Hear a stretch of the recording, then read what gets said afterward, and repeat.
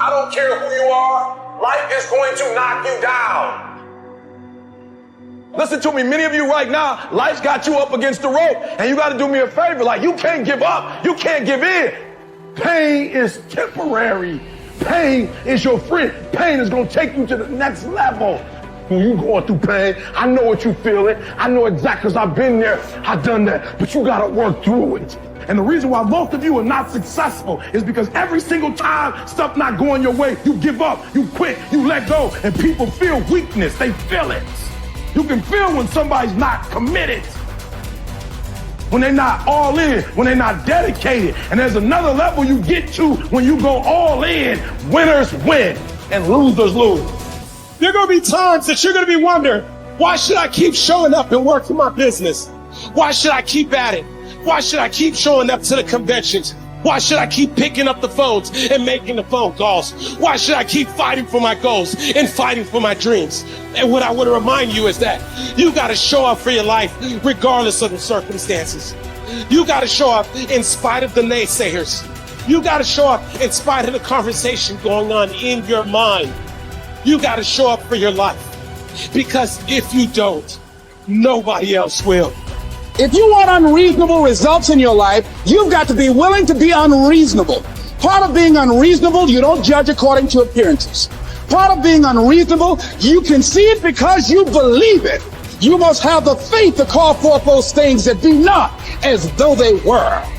You've got to decide, I deserve this, and I'm going to have it. You've got to say yes to your life. You've got to say yes. Yes to my dreams. Yes to me. Yes, I can make it. Yes, I can. Doesn't matter how many failures I've made. Doesn't matter how many mistakes I've endured. Doesn't matter about my defeats. Doesn't matter about what I've done. Yes, yes. I don't care about the fact I'm in a hole now. Doesn't matter about where I am. The last chapter to my life has not been written yet. If you judge me now, you'll judge me prematurely. I'm still in the process of transforming my life. I'm still in the process of becoming. Yes. The brilliance of Thomas Edison was not in his mind. It was something much more ordinary and often much less respected. I've got no imagination, he once said. I never dream. I've created nothing. If you're someone who doesn't like Edison, you might think that this is Edison admitting to stealing his inventions from other, more brilliant inventors, like Nikola Tesla. Not quite, but he did readily concede that most of the credit belonged to something other than his brain. The genius hangs around his laboratory day and night, Edison said. If anything happens, he's there to catch it. If he wasn't, it might happen just the same. Only it would never be his. What he's talking about is showing up. The incredible, underrated power of clocking in every day, putting your ass in the seat, and the luck this seems to inevitably produce.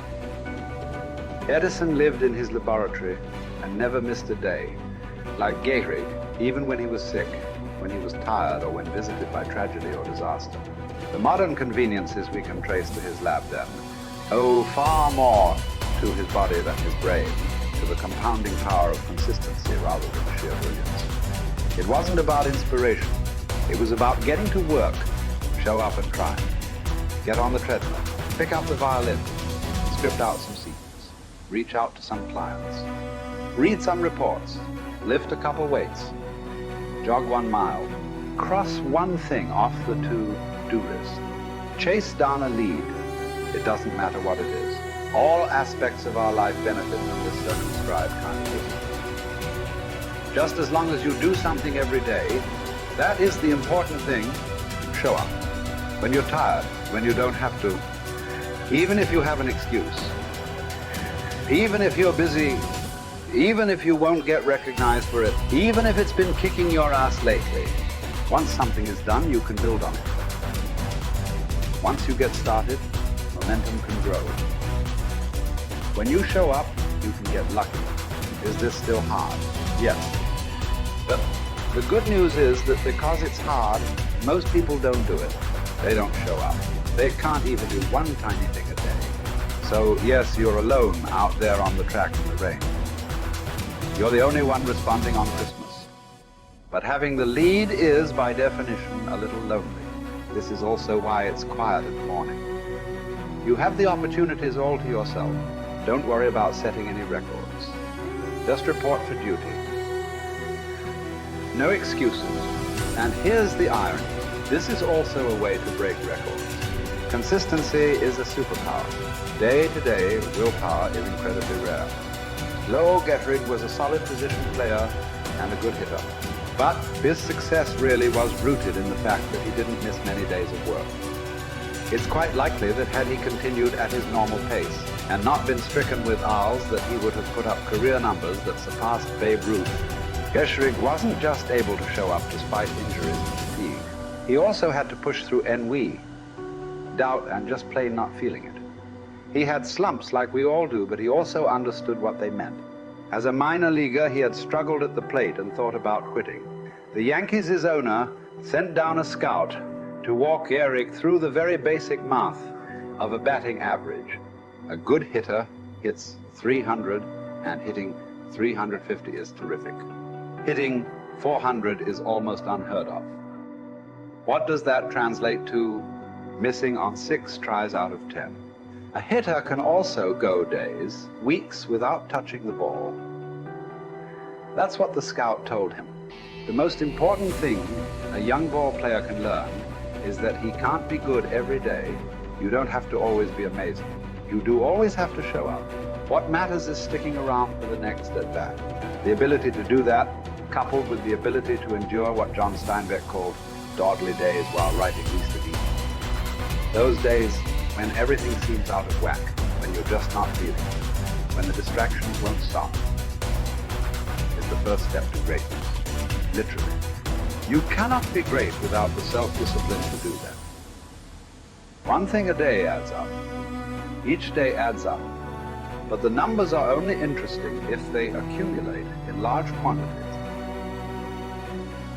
You guys that are just getting started, you're not going to start right here. You're going to start down there, probably in another city, another town. I grew up in Lake Charles, Louisiana, no money, raised by a single mother. I was in debt at 25 years old. First thing that I had to do in my life was not learn a new skill. First thing I had to do to get my life moving in the right direction was self-development. It is vital. It was vital for me that I improved myself and I could start depending upon me. I had to show up every day with some rituals, some disciplines, and start getting myself to trust me, not trust others, but trust myself to do the right thing every day. One of the things that I started doing was beating the sun up every morning. I'm going to beat that sun up every morning so that I have the discipline and the control over my life. So I knew, hey, before that thing pops, I'm going to pop. I'm going to get out of bed, depend on myself, get up at the same time every day. And for me, that time, regardless of where I was beat that sun up. No matter where I am, I'm going to beat that thing up. So it gives me a sense of control over my own life. Second thing,